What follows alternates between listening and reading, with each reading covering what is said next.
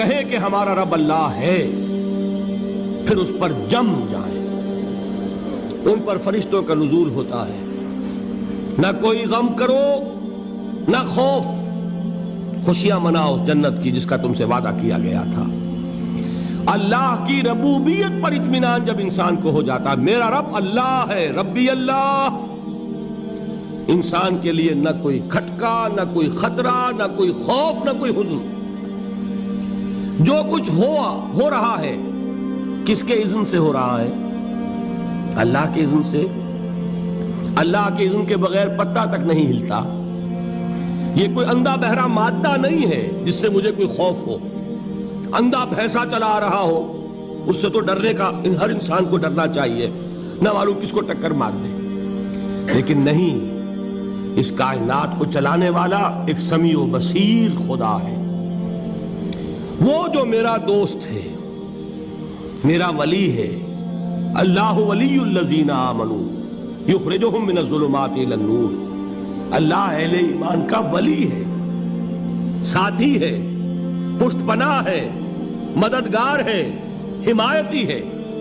بتائیے جسے یقین ہو جائے کہ اللہ میرا مددگار، اللہ میرا محافظ، اللہ میرا پشت پناہ، اللہ میرا حمایتی، اس کے لیے کوئی خوف ہوگا؟ اس سے کوئی ڈر ہوگا؟ میں مثال دیا کرتا ہوں ایک بہت سادہ، پنجاب کے دیہات کی۔ وہ بڑا چودھری ہے اور کوئی غریب کسان ہے۔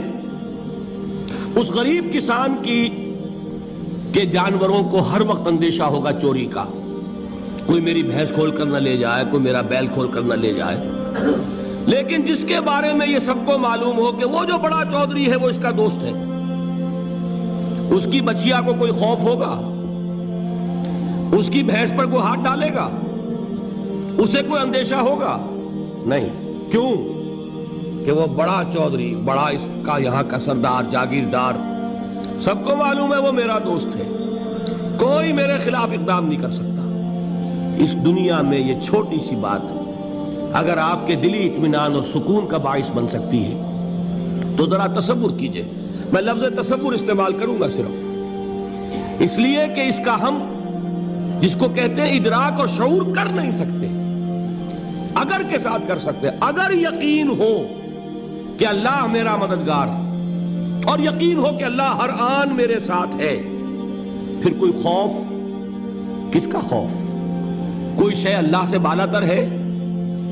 کوئی قوت اس سے زیادہ طاقتور ہے؟ کوئی اس کے ارادے کو بدلنے والا ہے؟ کوئی اس کی مشیت کے آڑے آنے والا ہے؟ یہی بات ہے جو حضور نے فرمائی، یہ ایمان کا حاصل ہے لب لباب، کہ دیکھو اچھی طرح اس بات کو ذہن نشین کر لو، اگر تمام انسان مل کر تمہیں کوئی نقصان پہنچانا چاہے نہیں پہنچا سکتے، مگر جو کچھ اللہ نے لکھ دیا ہو، اور تمام انسان مل کر تمہیں کوئی نفع پہنچانا چاہے نہیں پہنچا سکتے، مگر وہ شے جو اللہ نے طے کر دی۔ آپ پھر میں کہوں گا ذرا طاری کیجئے، اسے فرض کیجئے، اسے سوچئے۔ اگر اس حدیث پر ہمارا دل ٹھکا ہوا ہو تو کسی سے ڈر ہوگا؟ یہ مجھے نقصان نہ پہنچا دے، یہ میری رپورٹ خراب نہ کر دے، یہ میری انکریمنٹ نہ رکوا دے، یہ میرا یہ نہ بگاڑ دے، یہ میرے یہ نقصان نہ پہنچا دے۔ اس کا ڈر، اس کا ڈر، اس کا خوف، اس کی خوشامد، اس کے لیے جا کر طرح طرح سے اپنی عزت نفس کو ذلیل کروانا اس کے سامنے، یہ سب کچھ کیوں کرتا ہے انسان؟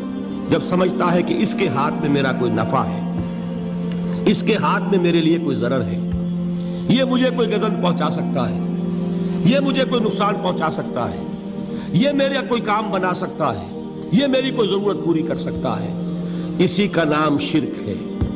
جہاں آپ نے یہ سمجھا کہ غیر اللہ کے اندر کوئی طاقت موجود ہے، وہی شرک ہے۔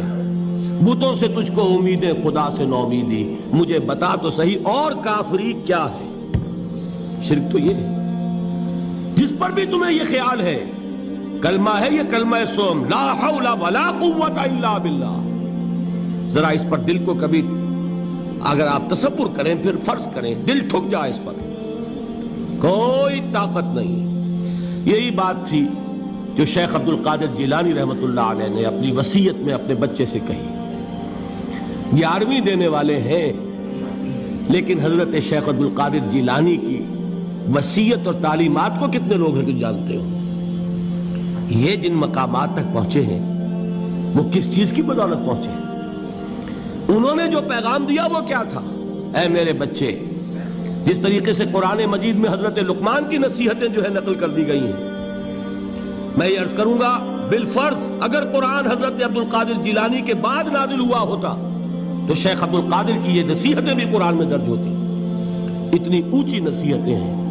اے میرے بچے، اس حقیقت کو ذہن نشین کر لے، لا فاعل فی الحقیقت ولا مؤثر الا اللہ. اس کائنات میں نہ کوئی فاعل حقیقی ہے نہ مؤثر حقیقی ہے سوائے اللہ کے. کسی شے میں کوئی تاثیر نہیں اگر اللہ نہ چاہے. آگ جلا نہیں سکتی اگر اللہ نہ چاہے. پانی ڈبو نہیں سکتا اگر اللہ نہ چاہے. زہر ہلاک نہیں کر سکتا اگر اللہ نہ چاہے. کوئی چیز فائدہ نہیں پہنچا سکتی اگر اللہ نہ چاہے. تو در در پہ کیوں سر جھکاتے ہو؟ در در پر کیوں جبیں سائی کرتے ہو؟ سب کے سامنے کیوں ہاتھ پھیلاتے ہو؟ ایک اللہ سے مانگو. ایک اللہ کے سامنے زمین پر اپنی جبین رکھو. لا فاعل فی الحقیقت ولا مؤثر الا اللہ. نظر آتا ہے ہمیں کہ پانی پیاس بجھا دیتا ہے. پیاس بجھانے کی صلاحیت پانی میں نہیں ہے، اللہ کے اذن سے. کھانا بھوک مٹا دیتا ہے، بھوک مٹانے کی صلاحیت کھانے میں نہیں ہے، اذن رب میں. دیکھیے یہی یقین تھا. حضرت موسیٰ علیہ السلام کا واقعہ یاد کیجئے. سامنے سمندر آ گیا ہے، قوم دیکھتی ہے پیچھے کہ گرد و غبار کا طوفان ہے.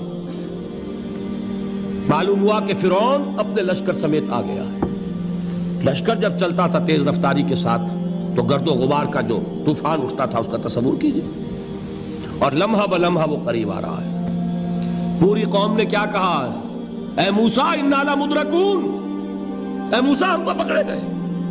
قرآن مجید نے تو یہاں وہ باتیں نہیں لکھی ہیں، لیکن تورات میں یہ درج ہے کہ بنی اسرائیل جھگڑنے لگے، دست و گریبان ہو گئے موسیٰ کے ساتھ. موسیٰ ہمیں یہاں مروایا لا کر، اس سے تو ہم ہی بہتر تھے. وہاں کھانے کو ملتا تھا، زندگی تو تھی، بیگار ہم کر رہے تھے، موت تو نہیں تھی. اب جو کچھ ہوگا اس کا تصور کرو، جس طریقے سے ہمارے ٹکڑے اڑائے جائیں گے. تو لڑ رہے ہیں حضرت موسیٰ علیہ السلام سے. یہ تورات کی تفصیل ہے. قرآن میں صرف اتنا آیا ہے، پریشان ہو کر انہوں نے کہا انا لمدرکون. موسیٰ ہم تو پکڑے گئے.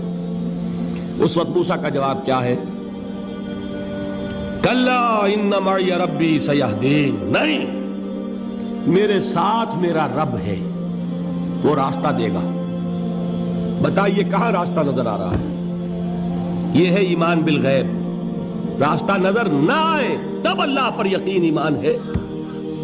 جیب میں پیسے ہوں اور تب دل کو اطمینان ہے تو ایمان کس پر ہوا؟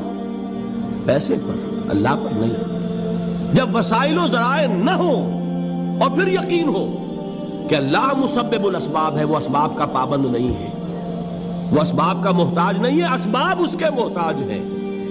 اگر یہ یقین ہے تو اللہ پر ایمان ہے. یہ نہیں ہے تو تمہارا ایمان اسباب پر ہے، وسائل پر ہے، ذرائع پر ہے، مادیات پر ہے، اللہ پر نہیں. اس وقت کہاں راستہ تھا؟ کوئی راستہ تھا؟ سمندر ہے اور ادھر سے لشکر آ گیا ہے. کلا ان معی ربی سیہدین. اب دیکھیے ایمان کہہ دینا آسان ہے، ہوا معکم اینما کنتم. جہاں کہیں بھی تم ہوتے ہو اللہ تمہارے ساتھ ہوتا ہے. لیکن اس کا یقین قائم ہو جائے تو زمین و آسمان کا فرق واقع ہو جائے.